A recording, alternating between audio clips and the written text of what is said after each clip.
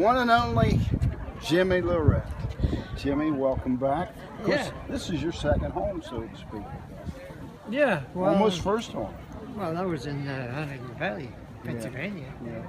What was the first year you came down here to Aiken? In the fall '62. 62. I'd been white before, Okay, you know. ladies. And, I went to.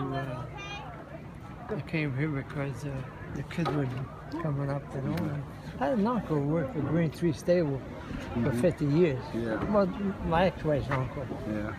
And I called Mr. Boswick, and Mr. Boswick says, "Yeah, you come on down."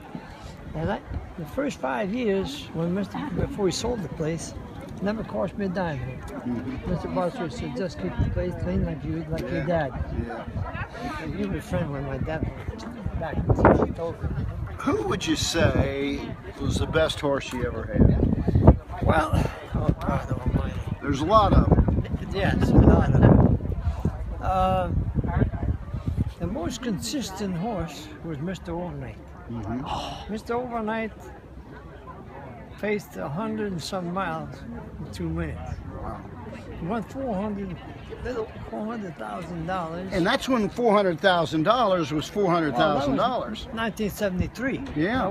He was a 3-year-old 73. That'd be a couple $1 million. And from 73, 79, he won $401,000. Never had the stake race, and the biggest race he ever raced for was $25,000 Yonkers when he beat C Train in the Water Baron. Open face. Those are two. You know, the one I always go back to is Black Ace. Well, Black Ace was another good horse. He was a fast horse, but a stupid horse.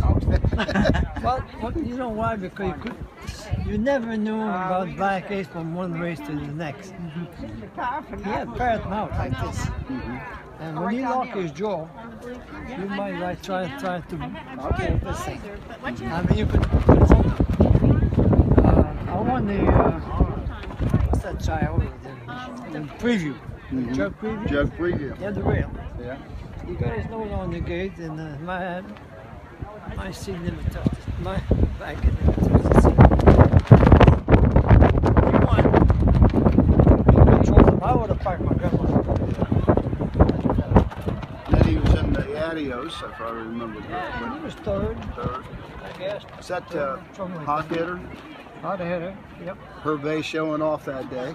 Well, but you know, Herbie was, I mean, coming back standing in the salt. 9 o'clock in the morning. We were sitting by the old paddock. And it's drizzling a little bit, you know. And I said, and Herbie was thinking. I said, what are you thinking? He said, I'm going to beat Sunsam. I said, Sunsam's on the inside. You going to beat him? He says, yeah. How you going to do that? He said, I won't sit on the outside of him. And he sat on the outside of him and beat him. He said, follow me. He said, you get a good trip. And you got a good trip. Well, as much as I could, you know, I don't know, finish third or whatever. Now, you still training? What, you got one horse? I sold it.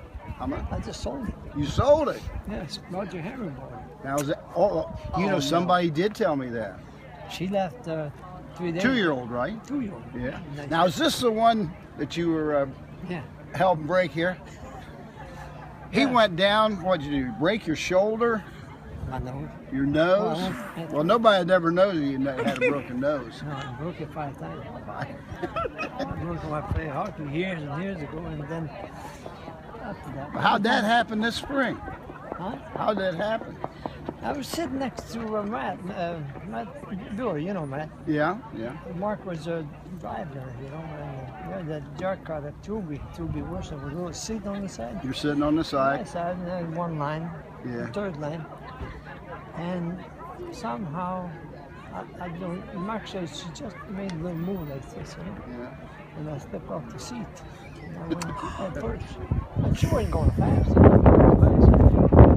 Of course, it wasn't the first time you've hit the dirt. No. At 85, you know, it's a little tougher. Yeah. I want to ask you though, is this red clay a little softer than the racetracks up north? Yes, definitely. This is nice. Yeah. Jimmy, thanks for stopping by. Yep. You're making my day.